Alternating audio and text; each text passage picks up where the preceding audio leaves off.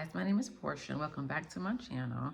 So today's episode, we're going to talk about how I started running and why is it a big craze right now, and also what you need to get started in running. We'll talk about it all in this episode. So if you're interested in that, stay tuned. Okay, so I used to run a few years ago. I used to run on the weekends.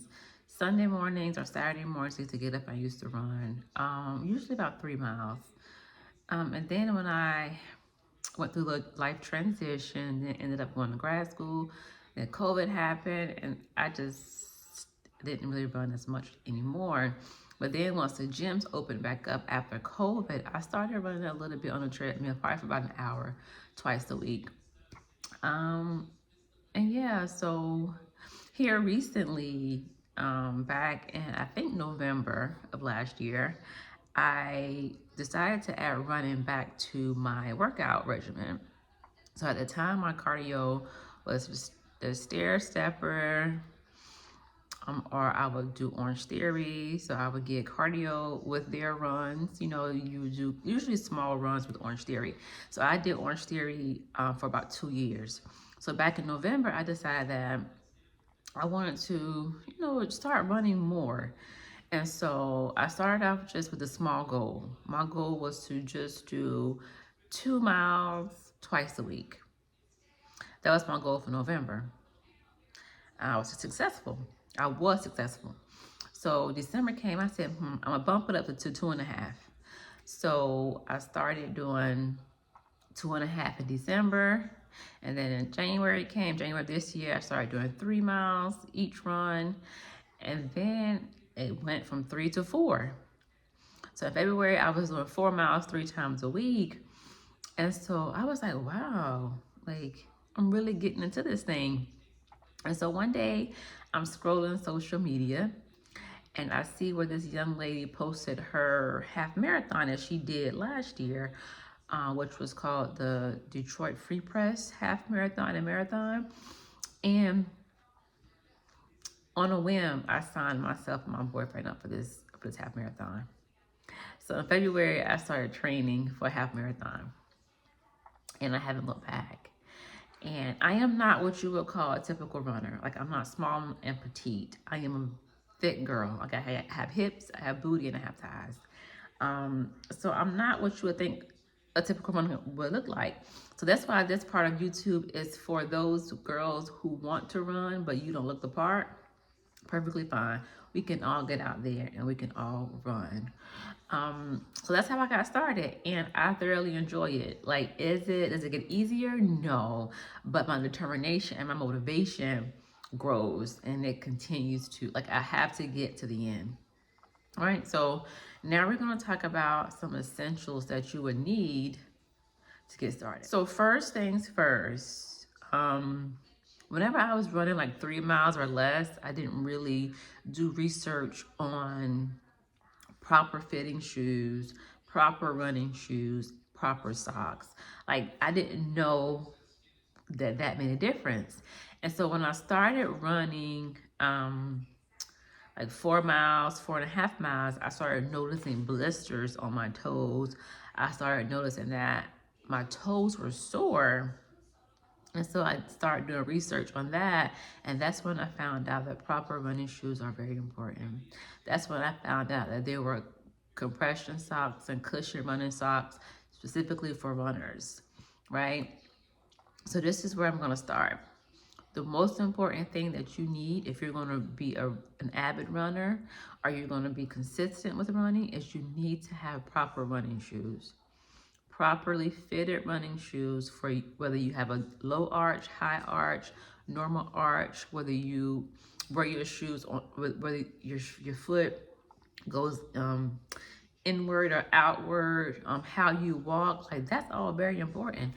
But I will say, I went to my local running store here to get fitted for running shoes, and the shoes they suggested that I did purchase, but those shoes were horrible.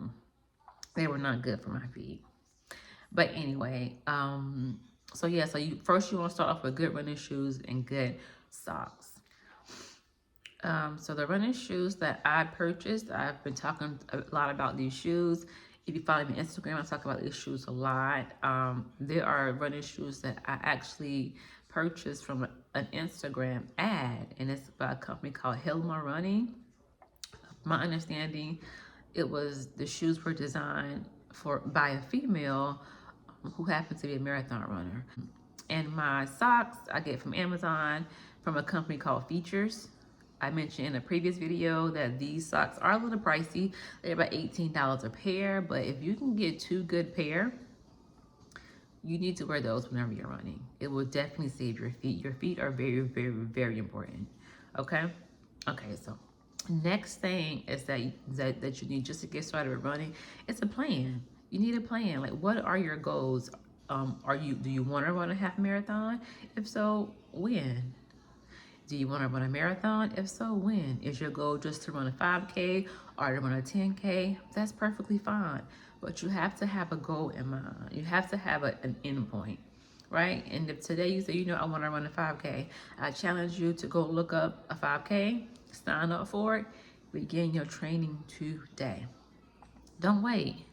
And also, like, don't do running because it's popular. Like, do it because you want to do it. Do it because it makes you feel good. Like, I enjoy running, but all I need is some good music. And I'm in there. I'm in there. Okay, so come up with a plan, and then get started. Next thing that you need would be to understand proper nutrition, proper hydration. So you need to really get in tune with your body to figure out what best fuels your body for runs. For me, I go carb heavy.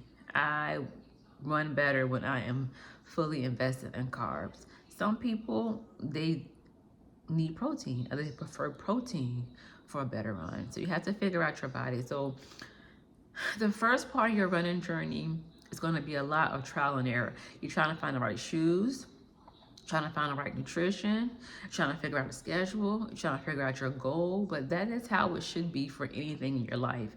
The front end of it is you trying to figure out the plan. And then once you get the plan, you figure out what works best for you. Smooth sailing from that point on. So yes, so figure out what works best for you. For me, I typically eat my meal 3 hours before I go on a run, and that works best for me. And you have to figure all that out for yourself. But it's not hard. It's really a journey. So now let's talk about why is running like the hype right now. I don't know why.